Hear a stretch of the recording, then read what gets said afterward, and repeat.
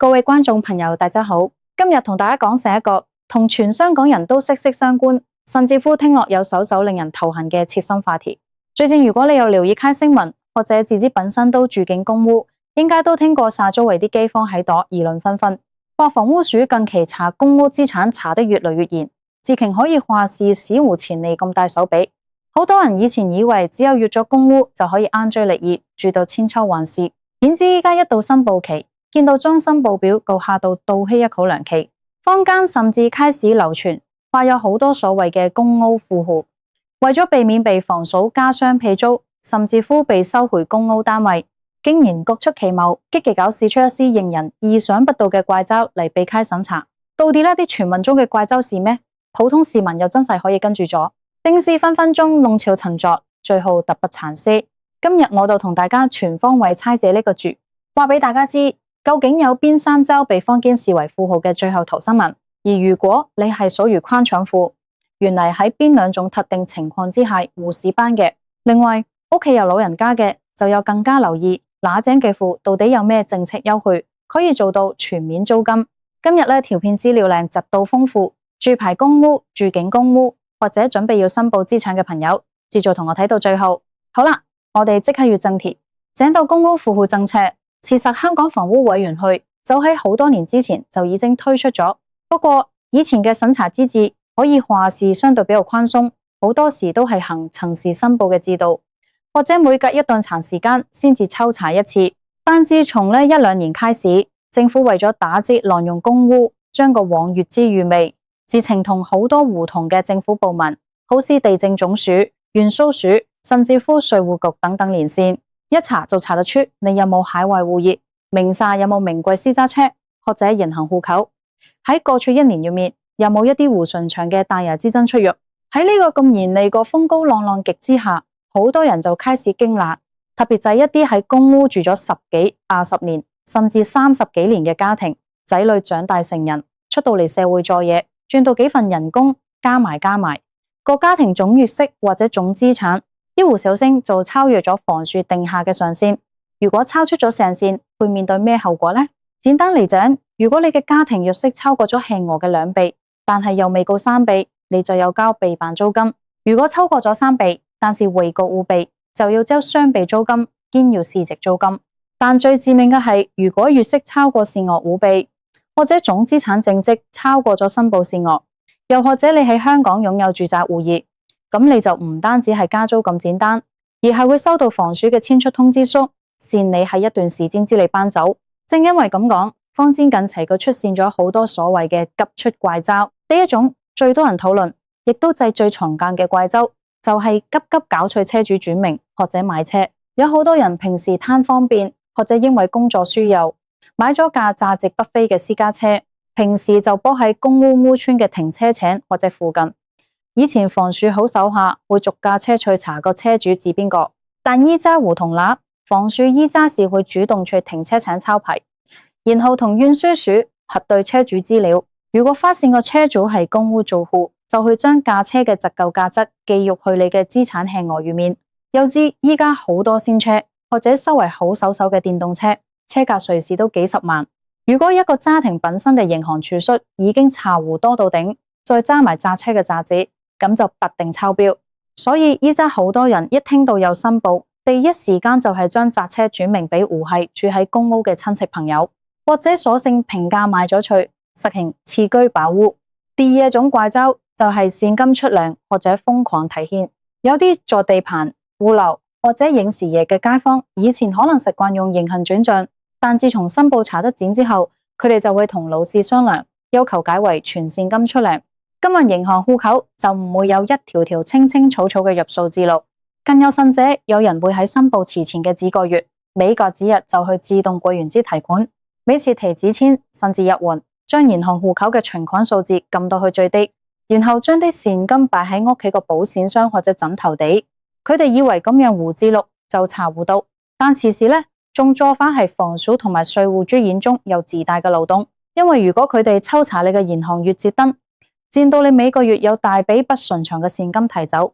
而你又交唔出合理者實話呢，啲錢用咗去邊？房署係有權懷疑你隱瞞資產嘅。甚至會觸犯虛假陳述嘅刑事罪行。第三種怪周就更加奇特，就係所謂嘅假離婚或者假分家。有啲家庭因為兩公婆爭埋個仔，3個人嘅人工爭埋抽標，佢哋為咗保住間公屋，竟然想到去辦理離婚手續，然後其中一方申請將自己嘅名喺公屋戶籍入面刪除，搬出去租房或者投靠遷妻。佢哋以為咁樣做，留喺公屋嘅另一方同個仔，各種約息就會漲返落去，咁就可以避過富戶揸租或者搬遷嘅命運。但呢種做法不單止嚴重影響家庭關係，而且房署依家對於公屋除名嘅審查都依然做得好足。如果除咗名之後，發現個人根本仲經常喺個單位入面出入，俾鄰居舉報嘅話，一大禍。聽完呢啲街坊謠傳嘅怪周，大家係咪覺得聽落都有首驚心動魄呢？其實呢啲怪周好多時都是遊走喺法律邊緣，甚至乎已經踩咗界。一經查實，分分鐘會因為提供虛假資料而坐監，絕對唔建議大家隨試。咁如果胡用呢？啲旁門左道公屋富戶到底有冇一啲真正合法合規被承認為最後逃生門嘅山州呢？答案是有嘅。政府雖然有收回公屋，但其實政策上都有留一條生路俾呢一班有一定經濟能力嘅富戶，引導佢哋將公屋資源交還出嚟，同時又可以這個字嘅置業需求。第一周逃生門亦都係最正路、最受歡迎嘅，就係利用綠表資格去購買居屋或者綠置居。大家又明白，公屋富戶之所以叫做富戶，是因為佢哋手頭上確實累積咗一定嘅財富。當你收到房署嘅通知，說你越息或者資產超標，需要交雙倍租，甚至交還單位嘅時候，而其實仍有一個特權，就係可以用綠表資格去抽居屋，用綠表抽居屋，冇單止中籤嘅機會，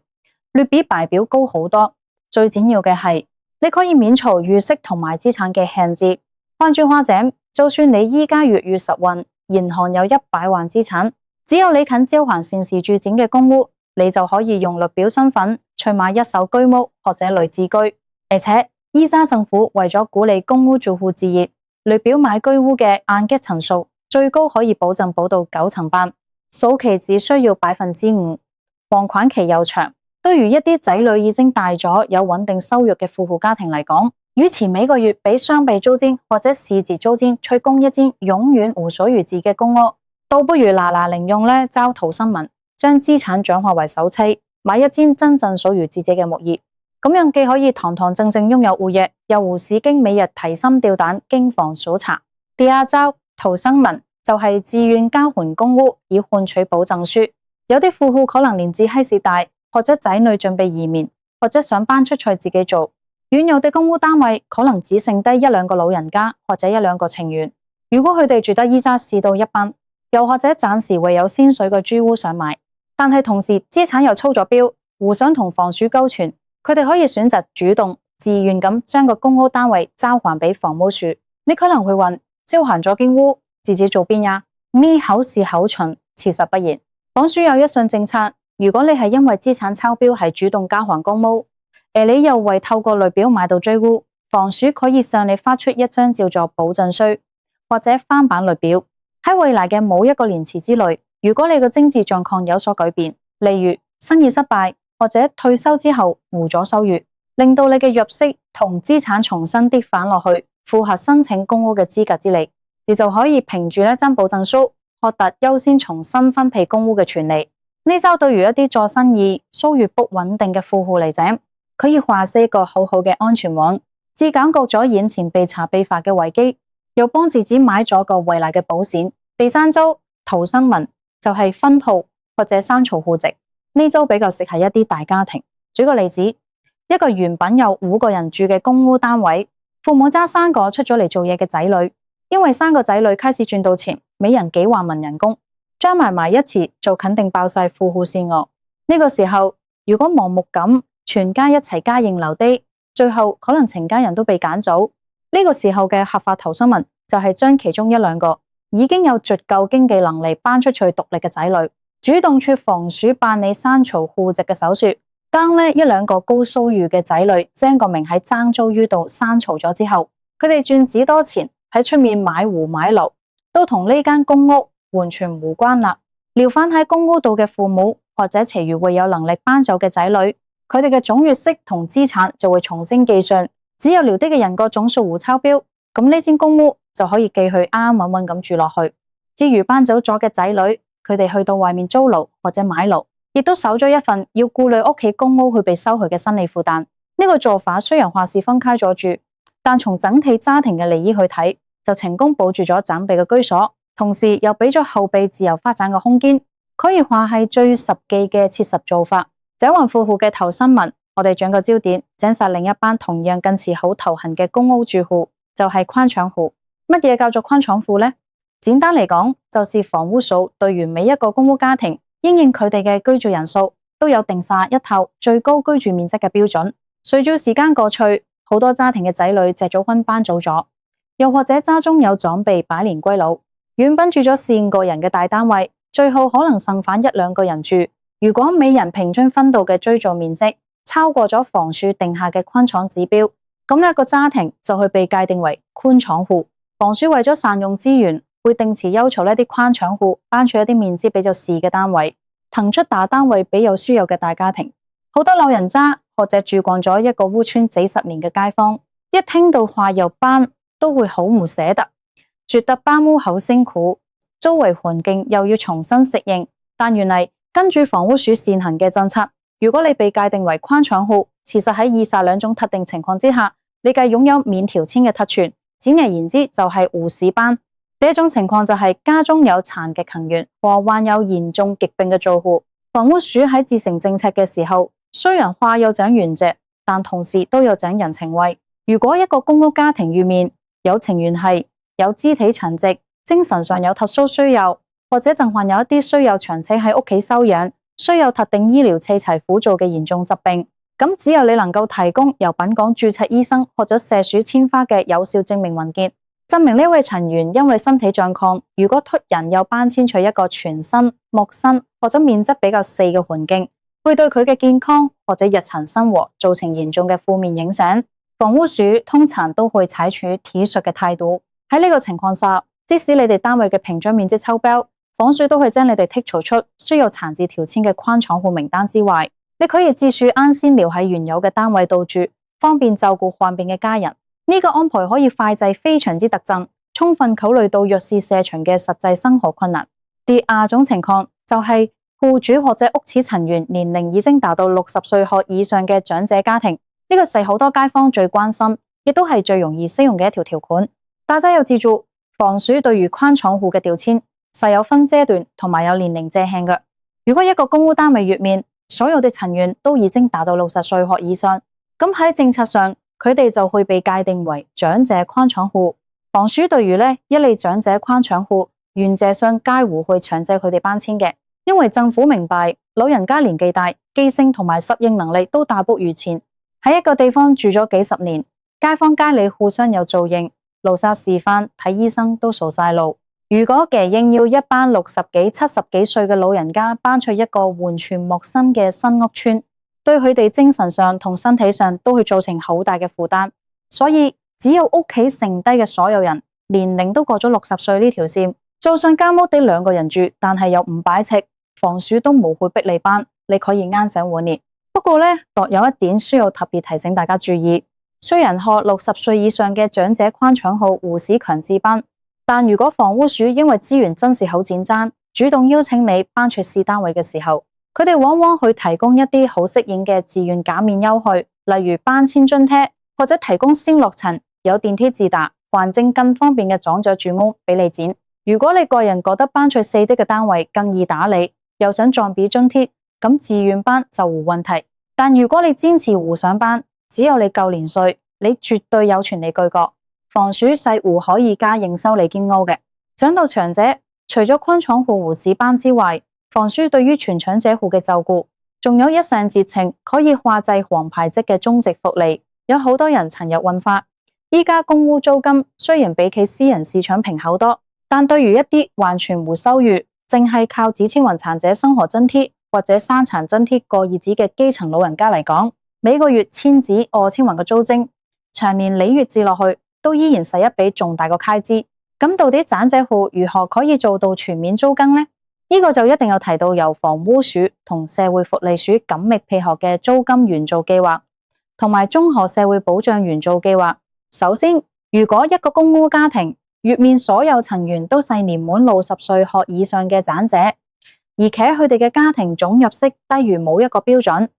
或者佢哋正處於一啲短暫或者長期嘅經濟困難之中，佢哋就可以向房屋署申請租金援助計劃。一般情況下，非長者戶申請租援最多可能只可以減免一半租金，而且未過2年就要重新審查一次。但如果你係全長者戶，個審查標準不單只會放寬好多，而且一旦批下咗，減免嘅幅度可以去到好大。不過，如果有真正做到自己一分錢都冇使出，全免租金嘅最高境界、最直接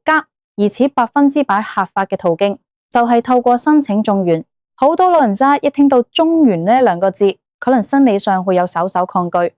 覺得好似有手心上下，面子上糊係幾好過。但其實大家一定要扭轉呢個觀念。綜援是香港社會安全網最重要嘅一部分。老人家生後半生為香港社會作出咗咁多貢獻，到年老體弱無工作能力嘅時候，接受政府嘅社會保障係理所當然、堂堂正正嘅權益。當一個全長者戶成功申請到綜援之後，社會福利署喺計算你每個月可以攞到幾多援助金嘅時候，月面是包含咗一項叫做租金津貼嘅項目。社署嘅呢個租金津貼金額上限係會跟住你個家庭人數去調整嘅。最關鍵嘅地方喺邊度呢？就是社署批出嘅呢筆租金津貼，往往會高於或者剛剛好等於你現時住緊間公屋嘅實際租金。而且依家社署同房署已經做咗系統聯網，當個綜援個案獲批之後，社署唔會將筆租金津貼約落你個人銀行戶口，等你再自己去交租，而家會採用直接轉賬嘅方式。每個月一到交租日子，社署就會自動將你應付嘅公屋租金自己各戶落去房屋署嘅戶口度。對於呢班老人家住戶嚟講，佢哋每個月睇返自己本租品，或者去到屋邨辦事處查記錄，照佢見到嘅租金欄目自動顯示為已繳清，自己銀行戶口入面用嚟食飯睇醫生嘅長者生活津貼或者生活費，一分一毫都唔會被扣走。呢仲由政府直加補貼，左手交右手嘅機制，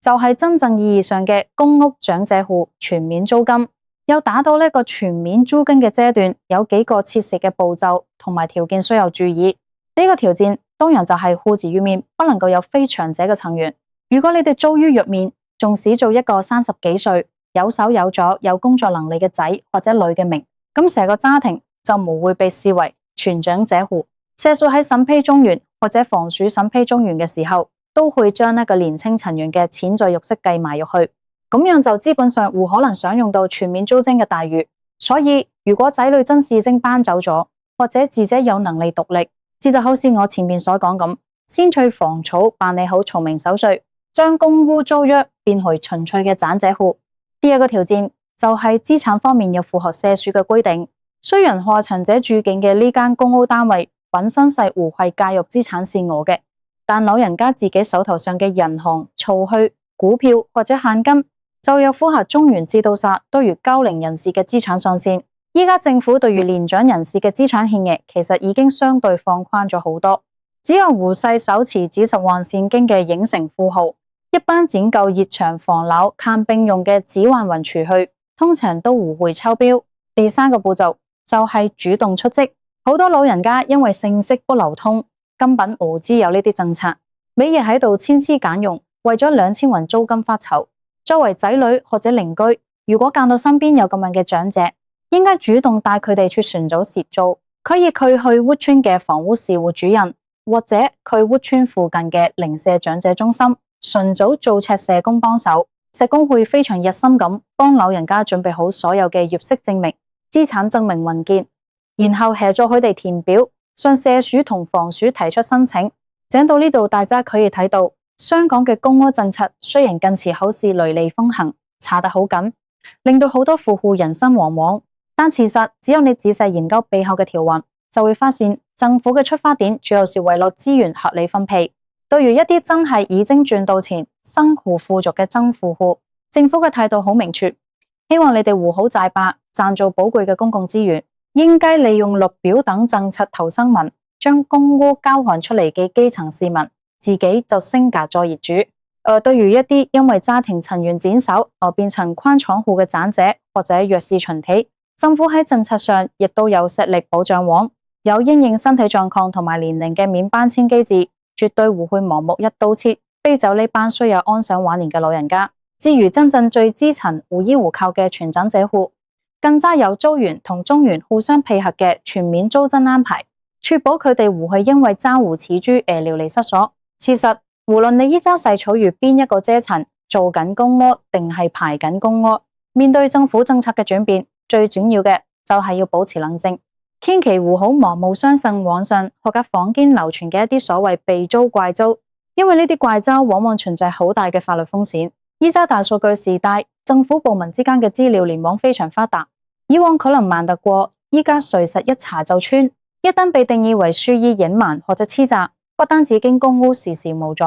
仲可能有承擔刑事責任，留下一時嘅污點，咁就真係賠了夫人又折兵。最理性、最聰明嘅做法，永遠係了解清楚自己嘅權益，因應自己家庭嘅實際人數、月息同埋資產狀況，去選擇一條最適合自己合法合規嘅路上。富戶就好好把握累表置業嘅黃金機會，長者戶就啱啱先享受政府提供嘅免搬同免租福利。希望今日同大家分享嘅呢啲咁詳細、咁貼身嘅公屋信息，可以幫到依家正為申報資產或者租金問題煩惱症嘅你。如果你覺得這條片嘅資料有用，幫到你或者你身邊嘅親戚朋友，請記得幫忙點個讚，同埋將呢條片分享給身邊所有住緊公屋或者準備置業嘅街坊朋友，等更多人知清楚自己嘅權利。胡小姐忙摸摸，自己嚇自己。多謝大家收看，我哋下一次再見。